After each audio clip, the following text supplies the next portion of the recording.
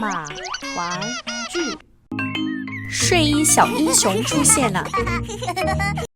又到晚上了，莱德派阿奇继续搜查乱停车的人。阿奇来到桥边的草丛里躲了起来。这时，一头小象走了过来。他来到一棵大树下，然后用鼻子使劲地撞树干。树上的鸟窝都被撞得掉了下来，鸟蛋也滚出来了。阿奇正想上前把鸟蛋捡起来，几个穿着夜行衣的人开着车过来了。他们还把车停在了桥上，然后走到大树旁边。穿红色衣服的人捡起鸟窝，飞到树上把它放好。看到后，阿奇赶紧冲上去询问：你们是什么人？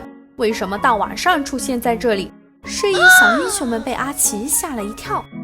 猫头鹰女赶紧解释：别误会，我们不是坏人。猫小子也赶紧走过来说：你好，我们是睡衣小英雄。你们好，我是阿奇。小象一直在搞破坏，让我们一起阻止他吧。好耶，出发！今天的故事就到这里啦，喜欢我就订阅我吧。